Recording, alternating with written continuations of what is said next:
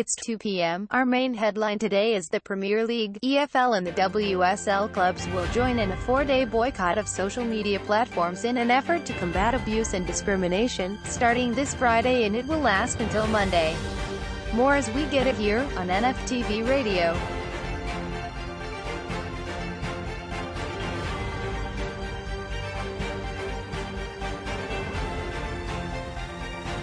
Everybody, welcome to a special mini documentary here on Newcastle Fans TV. So this weekend there was a social media blackout with all the players, Premier League and organisations against a stance against people who hide behind keyboards for abuse and racial slur. So today we thought we would get together and we're going to be hearing from myself, mixed race, black and a non-football supporter, what should be done to stop this abuse going forward. I've had enough of these poor, lame efforts. Why are we not cranking down harder on these people that are committing these crimes? And it is a crime. It's a hate crime. Let's face it. Let's face facts. For me, it's no different to striking someone or robbing someone or whatnot. Okay? It's still a crime. Again, hating me because of this. I grew up with this. I live with this. I was born with this. I can't do nothing about it, but I'm proud of it nonetheless.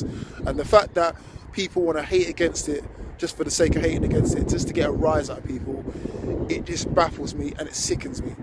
Now we need to do something more than what we're doing right now. These whole wearing t-shirts, banners, advertising, all the rest of it, start trying to make money off of racism. Now that's what you're trying to do. You're trying to make money off of our hurt. Because again, we're the only ones that are hurting because of it. So what I really need you to do is make a real change. Okay, take down people's passport details, take down people's, contact details, and make sure that you find the people that are culpable and the people that you really need to get in gear. Because again, this is a joke. And let's face it, if we was to remove the black people from the Premier League, for example, and make a real stand, the Premier League would be in trouble. Money talks. And sometimes I think that might be the way to go forward. Yes, we can take parcel details on the rest of it, but again, what would the authorities do with this? I would really want to know. Because again, I still don't feel that things would be enough. Because again, it's already happened to the likes of Ian Wright, Manchester United players, Raheem Sterling, and nothing much has happened apart from slapping the wrist. People could then go and start up a new account, and that's it, and they can continue about their business. So for me, something really serious needs to happen. Because otherwise, people might have to start taking matters into their own hands, and then all hell will break loose over the back of that. At this moment in time, it's not enough. The social media posts, the social media blackout is not going to stop a racist from being a racist.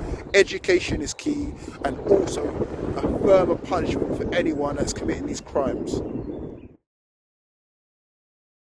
Right, so that was Fordy's take on it. Fordy's been abused in the past as well. He's very, very passionate on it. There's a lot of work for kicking out grassroots football as well.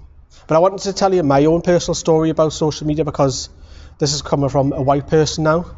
Now, when I burst onto the YouTube scene, I was the new kid on the block, and I was heavily targeted for, it could be anything that they try and pick at, because it could be, even with silly little stuff like, I used to jump on a sunbed. It could be something stupid like that. And they were sharing videos of us and taking the mickey a little bit, and I was getting trolled on social media. They were saying horrible stuff about my daughter as well, and I had to protect my daughter from that as well, so I removed her completely from any video going forward, and it's been that way for 4 or 5 years now. And I've even been heavily trolled by a fellow Newcastle YouTube group who are still doing podcasts to this very day.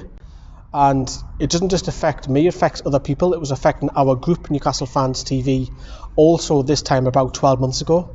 The same person was getting brought up over and over again in the chat, and it was a case of, right lads, we've got to do something here. So we sent a strong email to that person to stop it, and thankfully it has slowed down. But it's not nice. When I was first getting abused, I used to take it to heart. I used to search my name. I used to look at it and think, do I really want to do this? Should I stop this? But you grow stronger, and I grew stronger as a person. And although it's not right to say, Lee, you're a such and such, or Lee, you're such and such, of course that's wrong. But if I get that now, I'm mentally strong enough to blank that, mute the person, block the person, and move on. I don't dwell on it. And that's probably come from experience, but that doesn't go to say the next person next to me or one of my members of NFTV gets abused. I'm put in that position, well, do I need to tell that person? or do I deal with it myself? So I always get put in that predicament of what do I do here? I need to look after my own as well as the rest of the team. However, when I get abused, I can mentally take it now, but that's not going to say that another person on my team or everyday life can handle that. That might affect their mental state upstairs and might cause them to do something stupid. You know, you've got to be very, very careful what you put out and what you tweet, because yes, it doesn't affect me greatly, but someone could do something really, really daft and stupid and affect themselves and other people around them. You don't just affect one person, it's a domino effect. You can affect 3-4 people of what you're saying and your actions online. It has to stop. And for me personally, the penalty should be thrown right at them.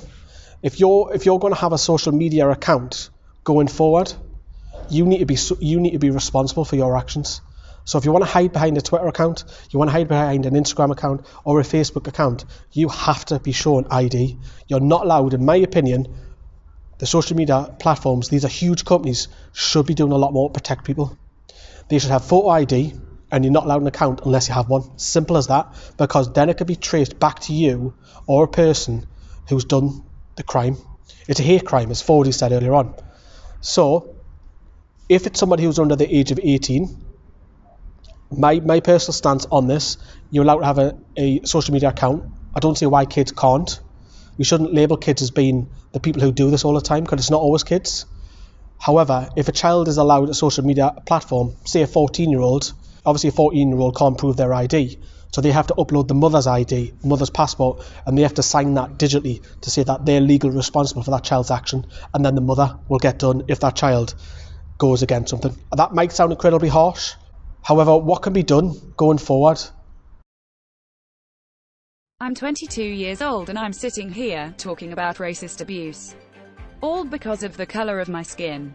It is mad. I'm proud of my skin. I love my skin color. But when I saw the comments on my Instagram feed, it hurt. For a moment, I thought I was seeing things. I thought, this can't be real. It wasn't just one comment, or one picture. The comments kept coming. I didn't know why. It felt very out of the blue that someone would target me. Racism doesn't just exist online, of course. It can be in the everyday things, even just going to the supermarket. There are times I've been to get my shopping and you get that feeling that people are intimidated by your presence. They'll move away, pull their children in closer, or just look at you in a certain way. It's difficult to talk about. It's obviously not a nice experience, but I try to just carry on with my day. Facebook have announced that they will take tougher sanctions on abusive messages. It's a great start, but more needs to be done by social media platforms to put an end to this. The easiest way to racially abuse someone, without actually typing the words, is to use the monkey, gorilla or banana pictures. We all know what is intended when those pictures are used, or when you see comments like Black Lives Don't Matter, yet social media companies pretend to be blind to it. If we are serious about change, then there has to be an end to anonymous accounts. Because at the moment anyone can create an account and write hurtful comments, hiding behind fake names and pictures. Racist comments are hurtful and upsetting. To anyone thinking about writing a racist or abusive comment, please stop and take the time to reflect on how it will make that person feel. In society, and in the wider world, we need to do better to tackle racism. Like everybody else, strong opinions on the matter of abuse, racial slur on social media. But what about someone who's not into football? I've actually asked my girlfriend to be part of this mini documentary on her thoughts in general as a non-football term, how she views social media and what could be protected against children such as our own. I think they should be over a certain age, and if they're not, they should maybe have their parents as guarantors or guardians on their account. Someone should be watching what somebody else says, monitoring it maybe. ID definitely sounds like a good idea.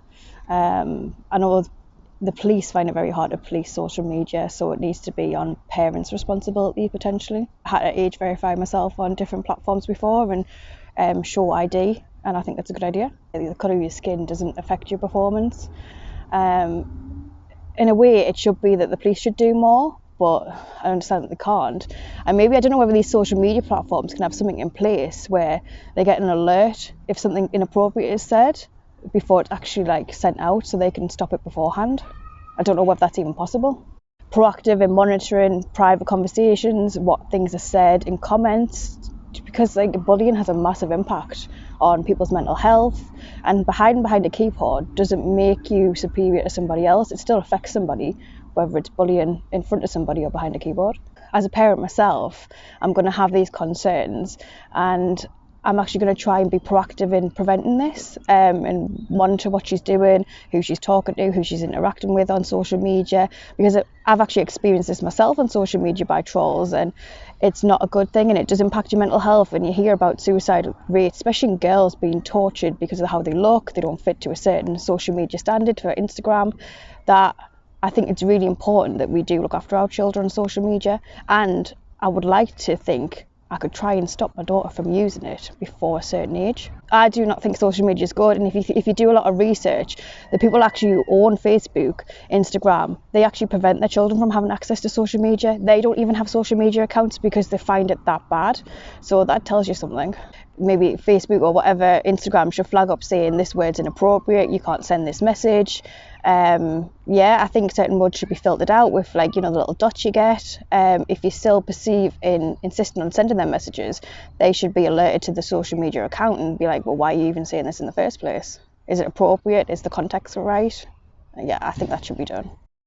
It's very hard to police the internet and social media, and you don't always know where it's actually come from because people can change their IP addresses. So it doesn't stop somebody just creating a different account again. And you have to prove that it's actually them saying it.